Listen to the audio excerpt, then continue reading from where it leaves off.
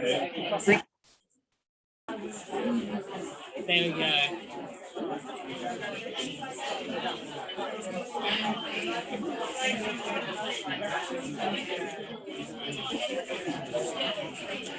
Is it working?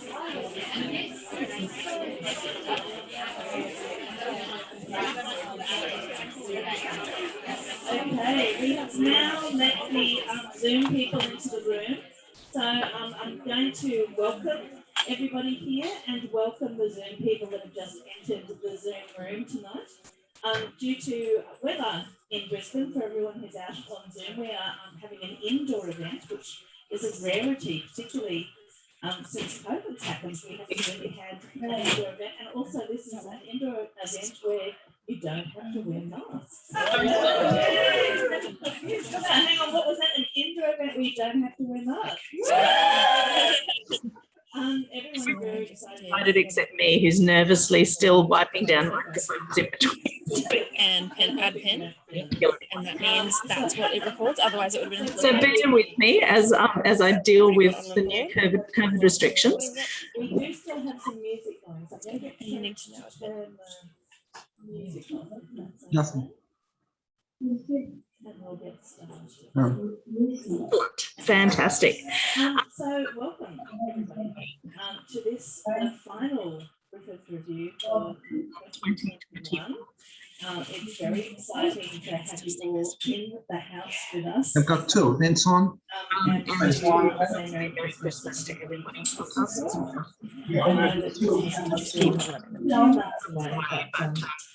The time it takes to get books at the moment with supply chains, it's Christmas now or never. I'll tell you that. So the Griffith review that we have for tonight is a really great Christmas. And if people here people on Zoom want to order one, they'll get some more time. Despite the amount of time it's taken for Australia Post to post things out. So please feel free to click on the link that we're just about to send out. In fact, I think they're beautiful systems are going to send the link out now in the chat function. And that chat function is where, if you want to communicate with us, you can definitely send any communications through that chat function during the event. Okay, so I'd like to start by acknowledging that we are on the traditional lands of Aboriginal people. In this area, the Yagara and the Turrbal people. I'd like to pay my deepest respects to elders past, present and emerging. And also to mention that because we are zooming out from many different places around Australia, we are zooming out to many different Aboriginal lands. Sovereignty was never ceded. I'd like to pay respects to elders all over this country. And this always was and always will be Aboriginal land.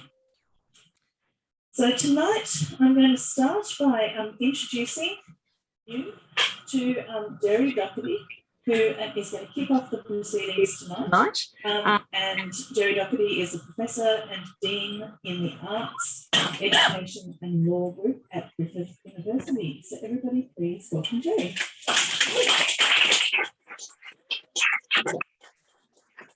Be done. Thank you. Thank you very much. As Chris said, my name is Jodie Doherty from Griffith University.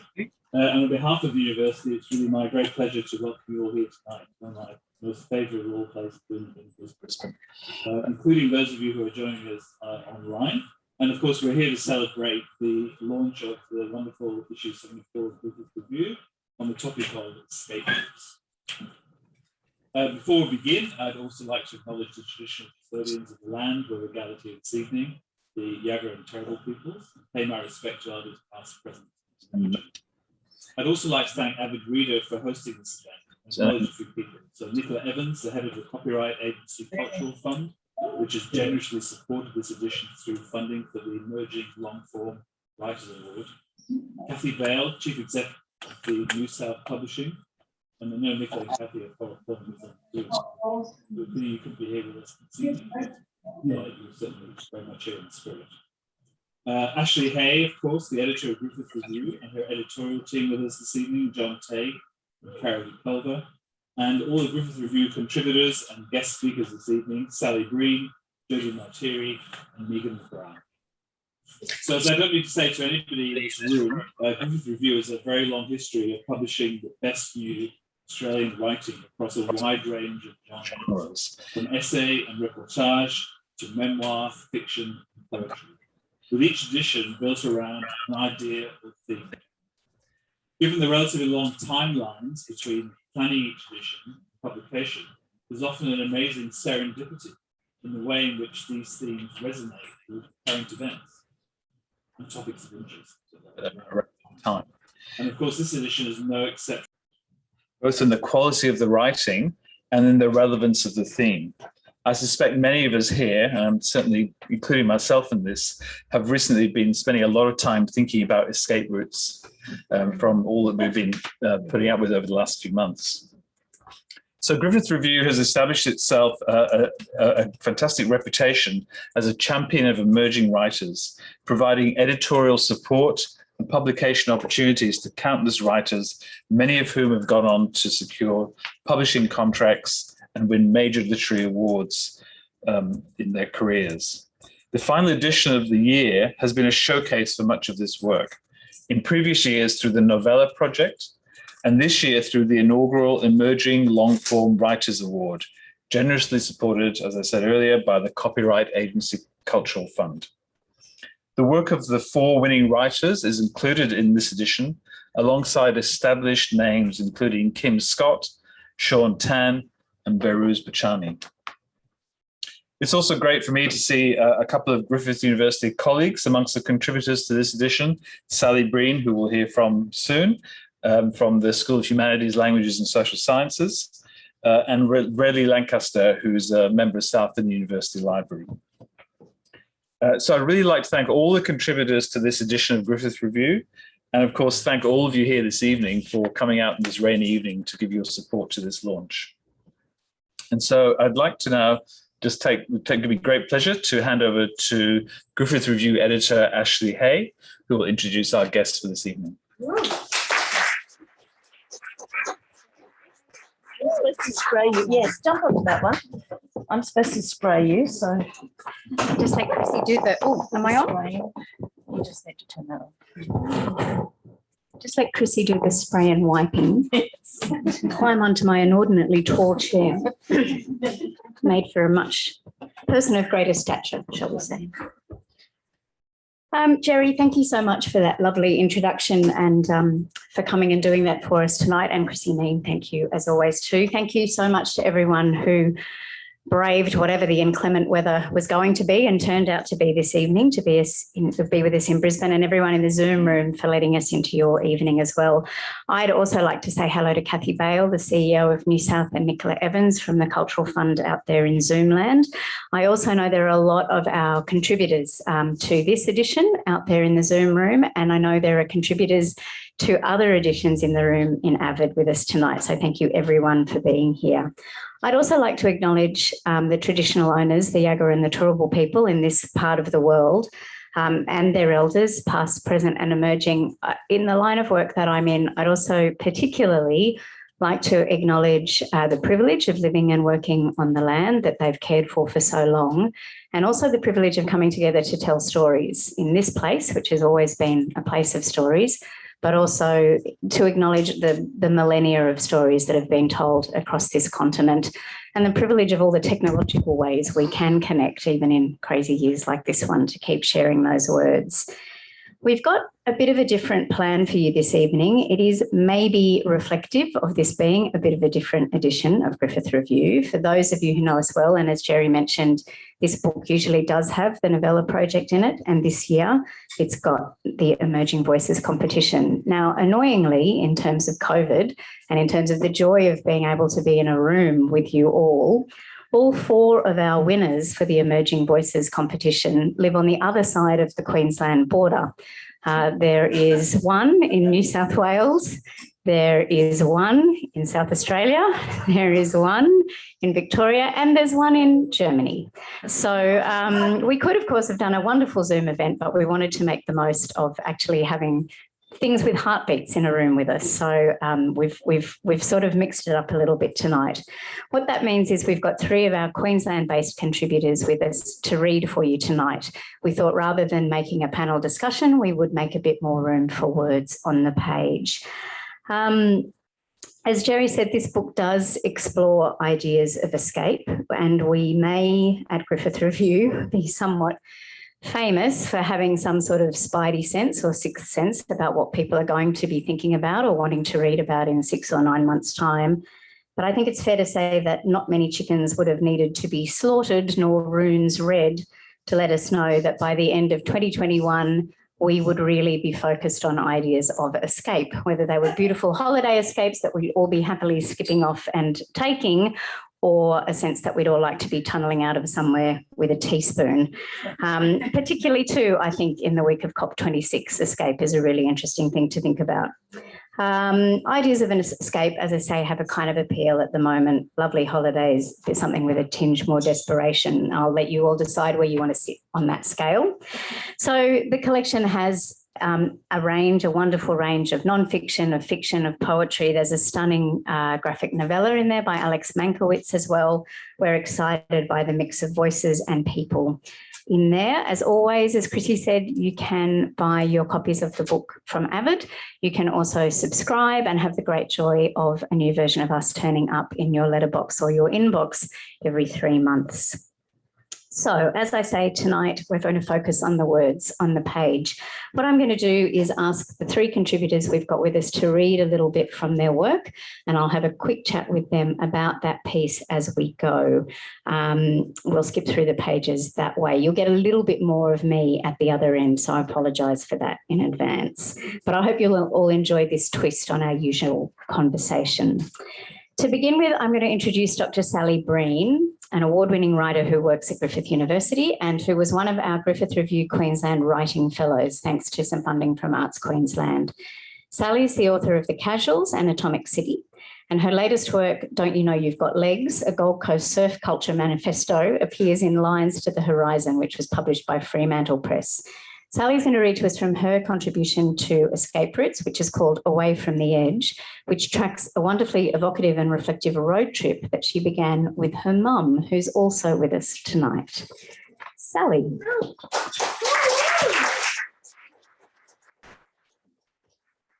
Thanks, Ashley. And yeah, you can't miss Mum there with the iris apfel glasses. Stand up, Mum.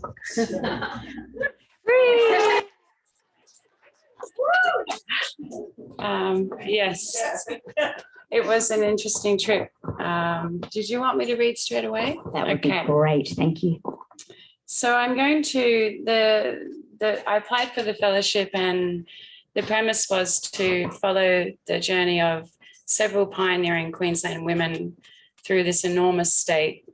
I did want to drive it, but then soon realised that was madness. So it was a road and air road trip. And I'm going to read you a little bit from, I'm going to take little sections from Edna Ziegenbeen's story. Those of you, I know there's so many Slim Dusty fans in the room, but if you are a Slim Dusty fan, you will know that he wrote a very famous song called Give My Regards to Edna. So this section is dedicated to Edna. Coming into Mount Isa, all the houses look temporary, revamped or like extended dongers.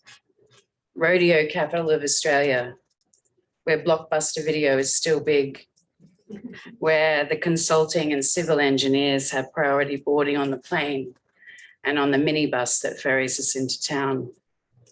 The driver talking to some guy up the front about boat people.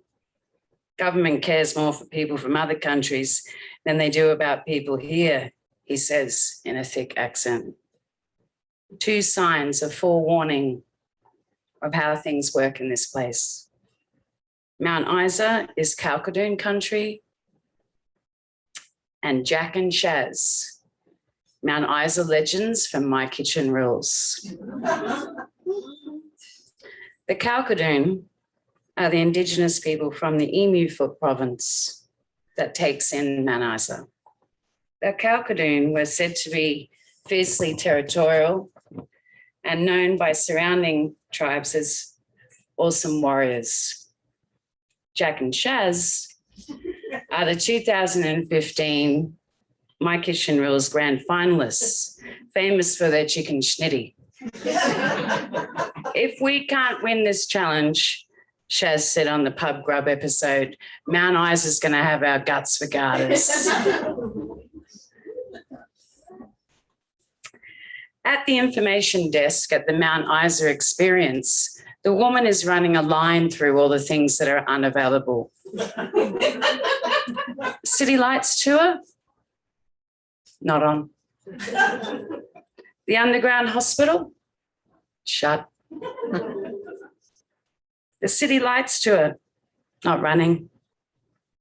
The Mine tour? Maybe Friday. When I ask her about the Indigenous Sites tour, she gives me this funny look, as if what I'm saying is mad. Hasn't been a tour like that one for ages. It was in my hotel compendium. Must be out of date. What about the Indigenous Arts Centre? Shut. Oh, I did see a mob of them in here earlier. Maybe they're getting ready to reopen it. Who knows? Oh, that's a shame about the tour. Yeah, real shame. And something in her eye tells me she doesn't think it's a shame at all. I've seen that look in every town I've been in. It says, can I talk to you the way I want to talk to you? Or are we just going to skirt around the issue?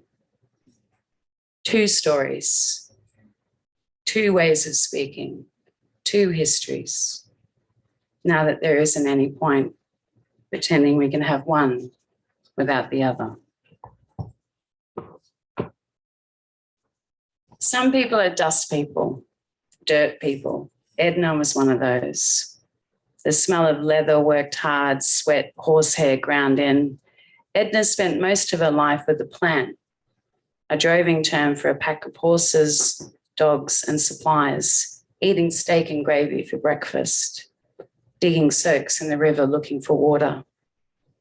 In 1950, Edna became Australia's first female boss drover, driving 1,500 head from Western Australia to Mount Isa.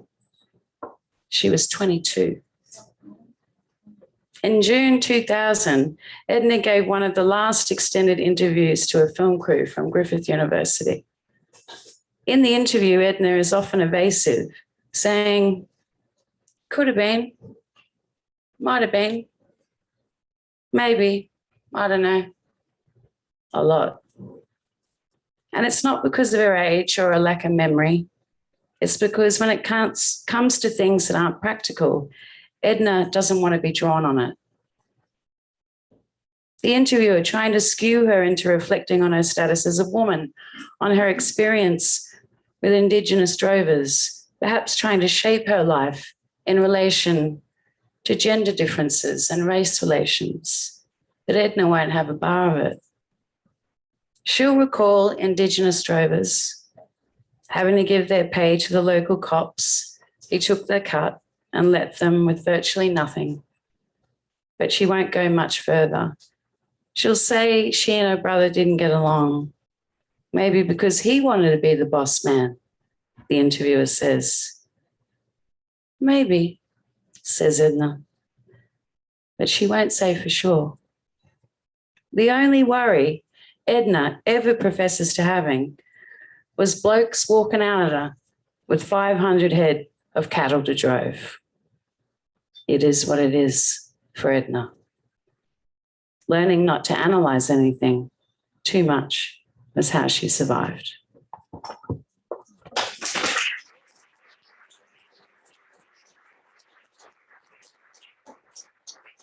Sorry, I love Edna. I love your, who were the three sisters as well? The Lynch Sisters. Yeah, can you tell us a little bit about them? Because they're magic. They are magic. There's actually four of them. Four of them, sorry. Yeah, and I first saw the picture of the Lynch Sisters while looking through some archives in the State Library, and I saw these statuesque women standing around an enormous cedar, and they were loggers, and their father became very ill and they took over his logging business.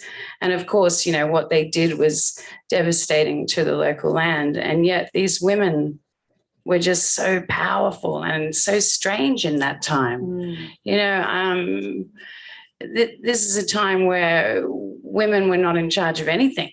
And here they were running this business. And do you want me to tell a story about the bonnets? Please. Okay. So they're coming into, we all know where Jo grew up, yeah? So they're coming into that kind of territory. What's it, Kingaroy? And they're bringing in the bullocks, and a man from the town comes out and says, ladies, if you're going to come into town, you'll be in need of possession of bonnets on your head. And they said, we don't have any bonnets. And he said, well, I'll go and get you some. And so he rode into town and he brought the bonnets back, and they put them on their heads, and they went into town and they conducted their business and they sold their lumber. And then on the way out of town, they nailed the bonnets to a wall.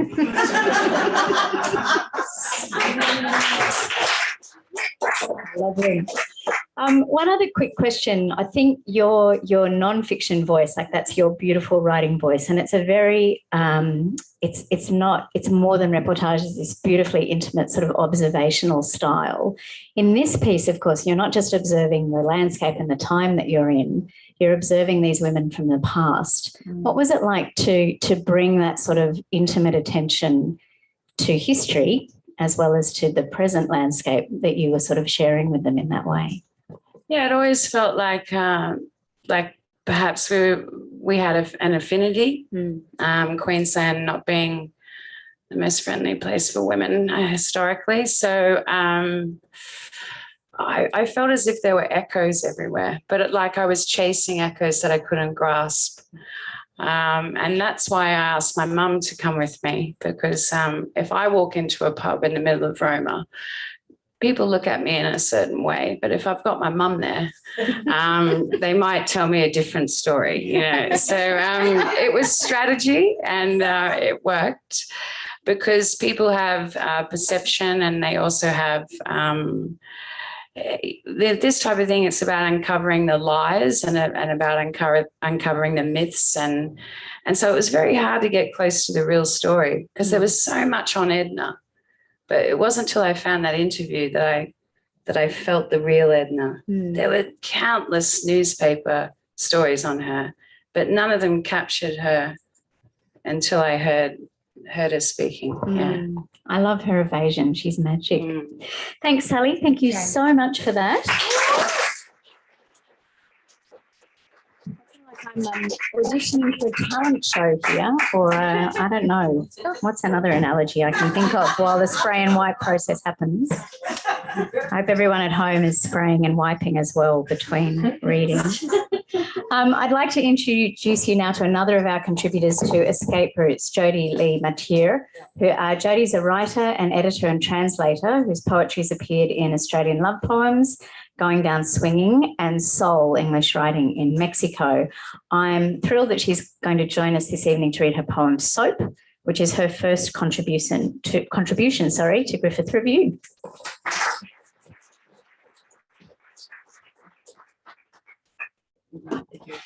They're very tall. Is that on? Just check that's on. Hello? Yes. Would you like me to start? I'd love you to. Thank you.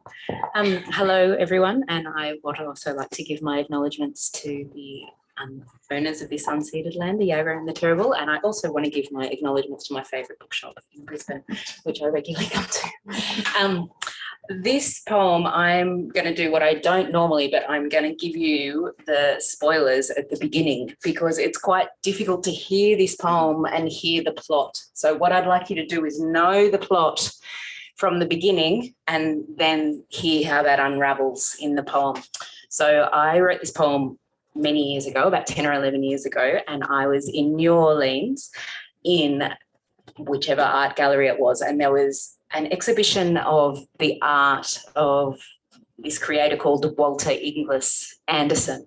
So there were all these, can't remember what you called them, the crystal cases of art, and there were watercolours, and this man had been a hermit who'd lived on an island in the Mississippi for many years of his life and had basically spoken to nobody and made all of this crazy art because he was a somewhat crazy individual, and he'd made all this amazing and beautiful crazy art that was now being collected and shown in this gallery. And as one of the pieces of the information that was available was this little bio note that said that he, in 1938, had escaped from the Mississippi State Insane Asylum, and he had done so by the classic movie trick of taking sheets and hefting them together so that they made a rope, and dropped himself down and out the window. But what he'd also done was stop halfway down, pull out a bar of soap from his pocket that he'd stolen, and draw birds across the wall, and then kept going and then done a runner.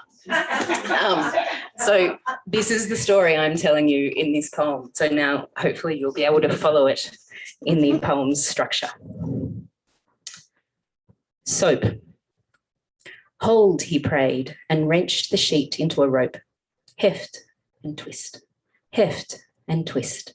Tie a knot when the fear is greatest, loop when thinking of elegance.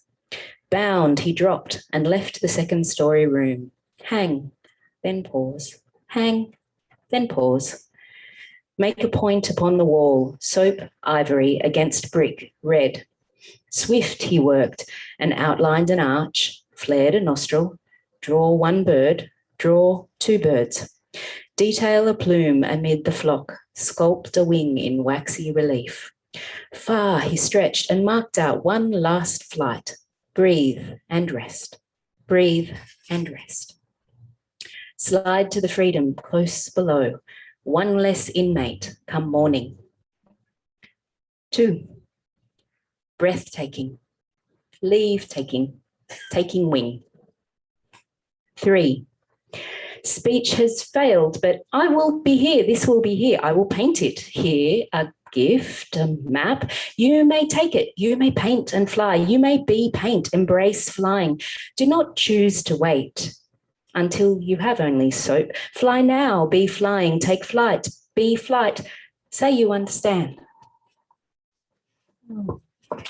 Thank you.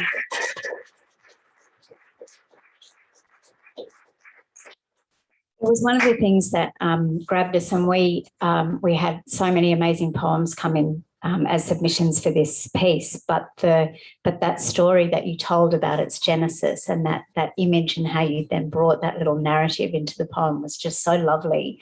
One of the things I love, though, about the sort of extra dimension of it is not only that you found this man, you found this little story, you made this beautiful poem, but then it sat somewhere for 10 or 11 years until you decided to offer it to us. And one of the questions that we often ask our writers when we're working out how we want to talk about the pieces in the book is, you know, why you, why now? Why did you write this piece and why did you write it now? My question is not why you, not why now, but why us and why now? What made you think this is the home for Walter and those beautiful birds? Well, I must confess, I did submit it to Griffith Review many years ago. Well, thank goodness we rejected it. But I also thought that I was never again going to see a theme of an issue for anything that was as closely matched to this piece. And I thought that if it didn't find its home, then it would go back in the drawer forever and never come out. I'm thrilled that we provided you the second chance and the perfect opportunity. Do you have other things that have been sitting there for that long that are just waiting for their perfect sort of moment of revelation? They feel like Walter's birds, in a sense, just coming into being at exactly the right time.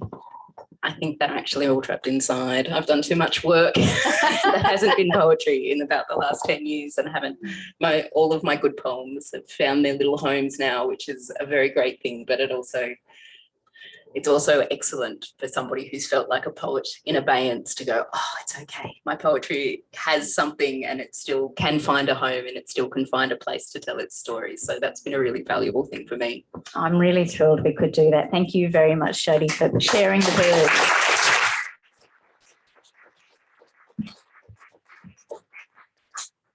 So our final reading from Griffith Review 74, Escape Routes, comes from Megan McGrath's short story, Reflecting Light. Megan's written for the New York Times, for Meanjin, for Seizure, among others, and this story was developed during a Griffith Review Varuna residency as part of a longer work. Megan has a short story collection, All Hands, which is published by Spineless Wonders. I'm just going to make polite conversation while she also navigates her perch. It's very tall. They're short people. Yeah. We're a wedge too. Do you want me to hold that while you find your page? I'll just keep it. Your feet, good. Okay. All think we're Hands in arranged. print is also available tonight. Thank you. Little plug. Thank you, Ash. You're welcome. Beautiful readings. Thank you, Sally and Jodie. I'm thrilled to be published with you. Tonight I'm reading from my story, Reflecting Light. It's about a family traveling from Norway to Iceland by ship, allegedly to see puffins in the wild. On More volume? Just need to hold it closer. Hold on it board closer. is Sue and Gabe. Is that all right? You have to hold it right to your mouth. I'm a little bit hoarse. I'm sorry. That's good when it's I- to your mouth. Yeah. Okay. Perfect. So on board is Sue and Gabe and their son Jesse, and mid-trip Sue diverts them to the Faroe Islands to visit a professor who teaches Jesse's debut novel, which is a surprise to Jesse. And that's the scene I'm going to read to you tonight. Thank you so much.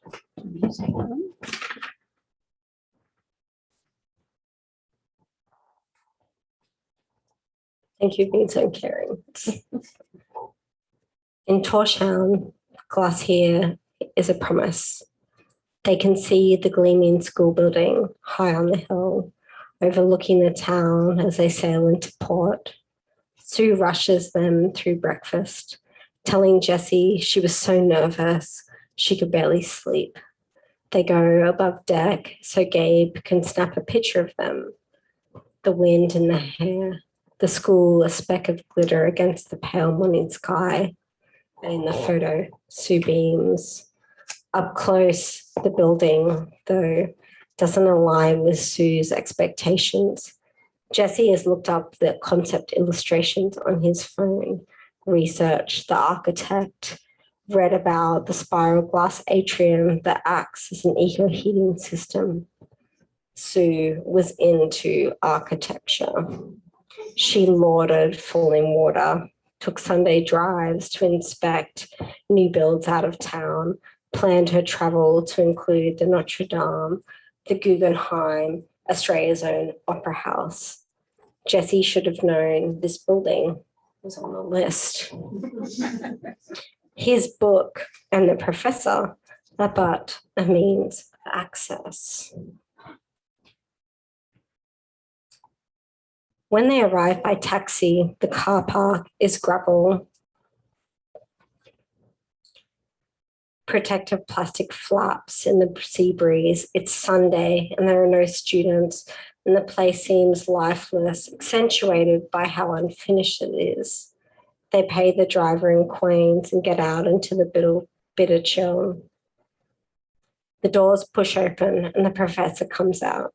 He is young, mid-30s perhaps, and Disney good looking, with thick hair and a cleft chin and flattering glasses. I could have picked you up.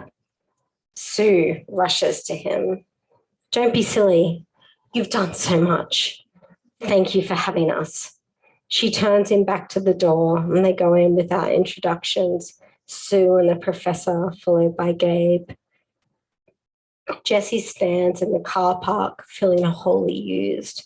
He is overreacting, but sulking is an indulgence, and he allows himself to wallow until the huge doors start to swing shut, and then he sprints to catch them, fearing the embarrassment of being locked outside.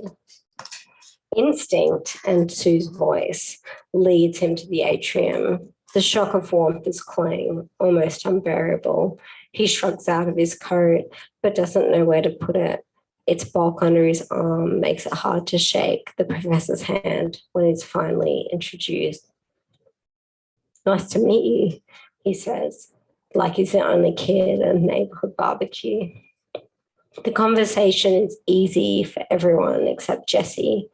Sue rabbits on about the state of education and listens intently while the building is described. It's not an ordinary college, more like a TAFE, Jessie thinks. There's industrial kitchens, a miniature hair salon, a mechanic shop, and a huge indoor sports arena. And this is my room, the professor says, about a tiny upstairs space with a whiteboard and 4 rows of desks that seem so inferior in comparison to the stainless steel science labs and the oversized canvas of the art room. Jessie thinks maybe here they will talk about his book. Maybe here they will talk about the themes, his career. Maybe here he will be inspired to write something new because there hasn't been a word since the tragic failure of his debut. But all the professor says to him directly is, I didn't recognize you from your picture. Gabe makes a sound in his throat. In their family, Jessie's weight is the only thing discussed less than his short-lived literary career, because the book was produced at a time when he has a handsome face was the only compliment he received about his physicality. He was much younger then, Sue says, pushing an elephant quietly out the door. Yes, the professor says, and Jessie catches something in his voice, in the look that passes over him. Jealousy, perhaps. Do you write? Jessie asks, and the professor's cheeks burn red. No, he shakes his head. Those who can't. This small victory is what he stores from the day. This moment is the one that he will remember when Sue brings up their visit again and again, casually writing Jessie and his book out of the memory, focusing on the vision of the building, how close it was to completion. As Jessie endures the retelling, he will quickly and quietly recall for a moment he was someone's hero.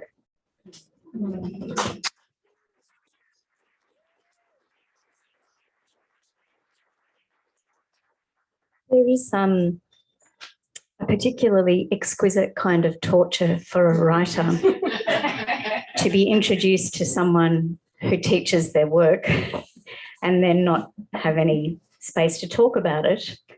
And I know I'm cheating on the backstory here, that this is a particularly potent piece of material for you in terms of the intersections between art and life. Can you talk to us a little bit about, I guess, the inspiration for this particular part of the story? I know the rest of the story is a much greater animal. It's all made up, but it's all true. Is this still on? Yeah. Sorry, I can't hear it back here. Sorry.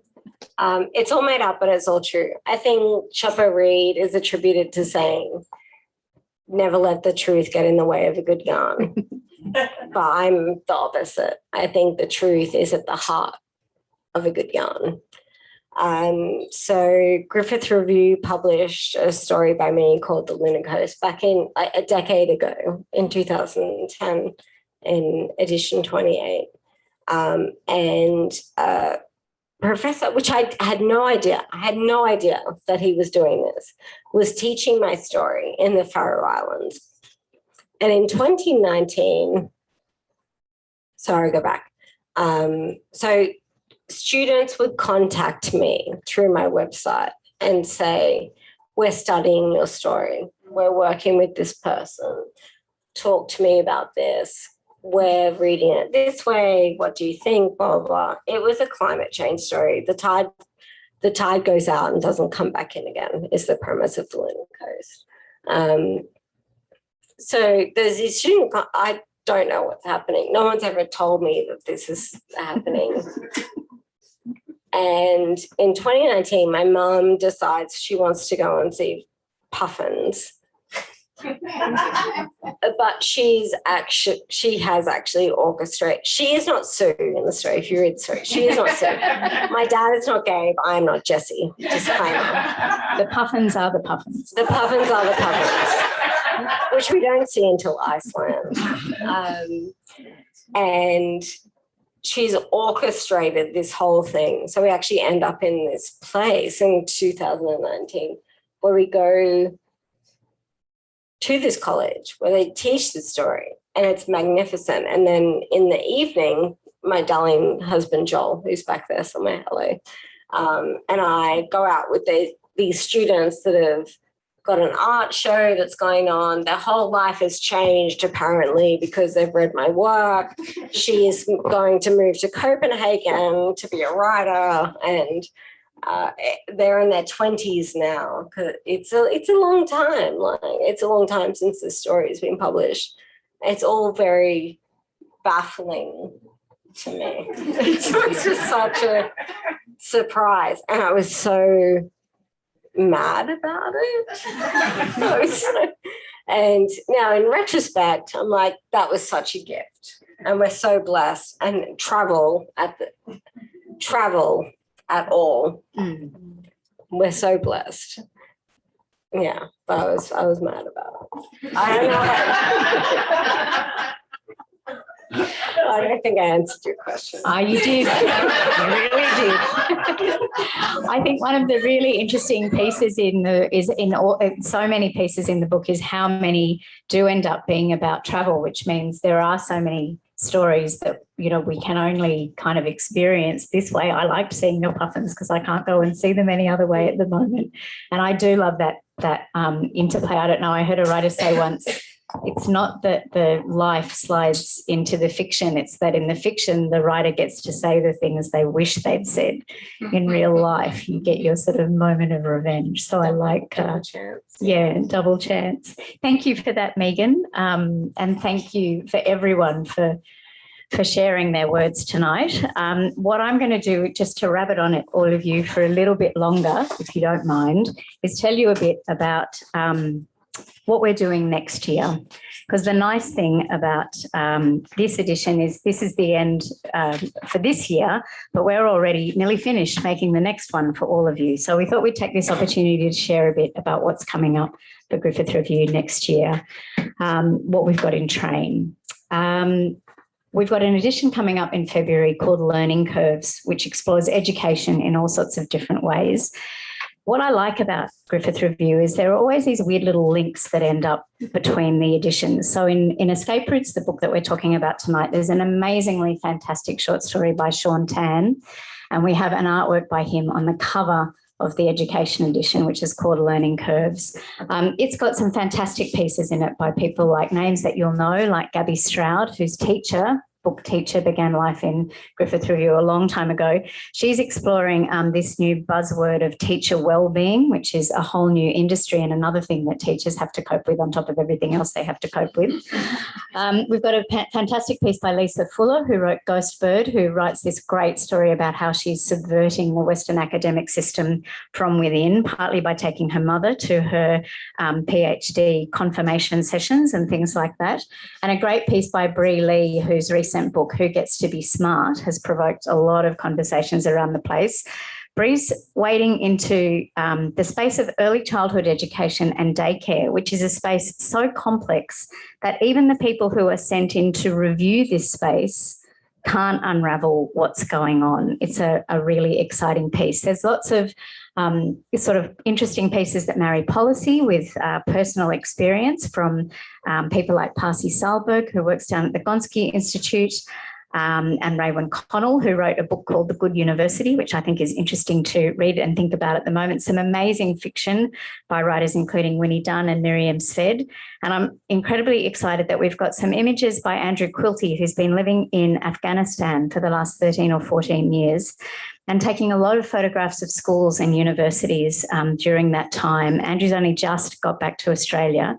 So the most recent images of his that we'll be able to include are from university classrooms after the resurgence of the Taliban and their restructuring of education in Afghanistan again. I want to mention really briefly the McLean Foundation are supporting us to do that edition. We're super grateful, as always, to them for that. In our May edition, I'm thrilled that Teela Reid, who some people who read us will know from pieces that she's written in our digital space, Teela's coming on board as our contributing editor for Griffith Review 76, which is Acts of Reckoning. And it's an edition that is going to explore truth-telling and reckoning in a post-truth world. Now, this is, as you can imagine, just a small space for us to explore. I am beyond excited by a number of the writers who we've got contributing to this. I know the people in Brisbane, well, in fact, people all over Australia will be as excited as I am to know that we've got an extract from Melissa Lukashenko's next novel that's going to come into that book. Jazz McGackie and Amy McQuire, two emerging writers who are based in Queensland, are both writing new work supported by some fellowships, which we're thrilled to have been able to give them. Michaela Saunders is writing a piece about every when, which I think is a concept we all need to start to embrace. Plus, we've got some rather big names like Megan Davis and Henry Reynolds and Tom Griffiths in the mix. I'm hoping Tony Birch is going to sneak in as well. And I want to mention particularly a collaboration that we've had with Grace Lucas Pennington, who works at the Black and White Project at State Library Queensland. Grace has been working with us across this year, commissioning a piece and working with an emerging writer. The first piece we published with her was Nadi Simpson's amazing essay, Gifts Across Time and Space. And I'm really excited that Nadi's essay has kind of kept travelling. So we've had two pieces published online recently, one by Cameron Muir and one by Elsa Piper, writing back to Nadi in a way.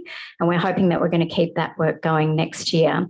In our education edition, Lisa Fuller's work is the piece that Grace is working on. And I'm really looking forward to discovering now I just have to get her name right. Alice Billette is going to be writing about working with Grace for Acts of Reckoning. She's exploring Aboriginality and the Australian Gothic under the auspices of this Unsettling the Status Quo project with Grace, which I think is hugely exciting. We've got an edition about Antarctica coming up after that, just for a bit of a temperature change. And I want to make special mention of our fourth edition next year because, you know, we think that far ahead, which is called A Matter of Taste. And there are two things I'm super excited about for this edition. It's a collection that will explore food in all its forms. One of the things I'm excited about is that our fantastic senior editor, Dr. Caridy Culver, is going to be my co-editor for that edition, which is wonderful news. The other thing I'm excited about is we've got three people who were able to take to Varuna to work on this work with us and for us, thanks to the Graham Wood Foundation. And the three people who feed into this edition, they're another couple for other books, Laura Elvery, who I know is here tonight, Nicole Hashim and Shakira Hussain. So we're really grateful to Graham Wood Foundation for helping us to do that. And I'm super excited to give Caridy that new space to play in. That will be exciting. One of the things I love about this job is the curating and the creation of the books. Each edition of Griffith Review is so completely different to each other edition. We change shape, we shapeshift every quarter, new topics, new questions, new writers, new themes. It's this constant process of reinvention. So we just wanted to give you a sense of the breadth of smorgasbord that we've got for you next year as a little taster, and to thank you for all the ways that you do support the things that we do. I want to say a couple of extra thank yous because it's the end of the year. This year, like last year, has been madness. And I would like to take a minute to thank the whole Griffith Review team, John Tay, Caridy Culver, Katie Woods, Isha Bush and Emma Reason, for not only keeping the whole project on the rails, but for keeping the whole me on the rails as well often. Thanks to New South for their support at the logistics ends of things. The supply chain is bizarre at the moment. Thanks as always to Griffith Review for giving us a home and for all the ways that they support and encourage our existence as what they're nice enough to call a cultural asset. Thanks to Jerry for being here tonight, and to the Australia Council as always, and all our funding partners. Most importantly, and always, I just want to thank all of you, the writers who make our words and the readers who read them. We are a changeable animal. We morph every quarter. Thank you for being curious about what we might be next, for being curious about the things that we're curious about, and for being interested in what our writers are thinking about and the stories that they want to tell. Our plan tonight was to buy you all a drink to say thank you. A lot of you got to the bar ahead of time and bought your own. Thank you for that. If you'd like another drink and you can navigate the questionable dishwasher cycles, please feel free to stay around and have a drink. Griffith Review would like to thank you for all that you do for us. The authors who are here tonight would be delighted to sign copies of escape routes for you. Chrissy's going to set up a table out the back. Abbott, of course, would be delighted to sell them to you. Thank you all for braving the threat of rain, thankfully not so much of it, and for escaping into our world of words for a little while. Thank you. Before you go, someone online asked if you could mention the winners by name. Yes. Is that possible? Have you got that with you? The emerging voices? I did. They were the 4 authors who I mentioned at the beginning who aggravatingly don't live in Brisbane. So let me tell you again, the 4 winners of our Emerging Voices competition are Declan Fry, who's based in Melbourne, Alison Gibbs, who's based in New South Wales, Andrew Roff, who's based in Adelaide, and Vijay Karana, who's based in Berlin. Oh, here's the other one. Thanks, Ashley. Oh, turn that on. Thanks, Ashley. Look, it has been fantastic to have you guys all here in the shop. And to see all your faces. I know that I'm still a little bit nervous and I'm still very mask attached, but it's lovely to see a whole lot of Brisbane people smiling at a book event. So it's amazing that Griffith Review was the very first event that we could actually see each other, talk to each other and be face to face again. And maybe it's only just for a brief window, but it was the brief Griffith Review window. So it's really excellent. Sorry for everybody who couldn't join us, including the people who have been online saying that they really wish they could be here because they have some involvement in this issue. These issues of the Griffith Review have been getting better and better in all my years. We've been hosting these events for many, many years, and I have to admit, every single edition now there's something, at least one, if not more, essays that is calls to me as soon as I hear about it. So I think that really is about Ashley Hay being such a wonderful leader.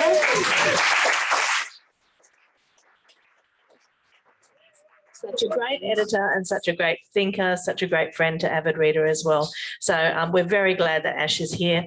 Look, to finish the night, we are going to do a signing for the people who are here who have contributed to the book. We have the space out the back where we can put seats and join for a signing to make it a little bit easier.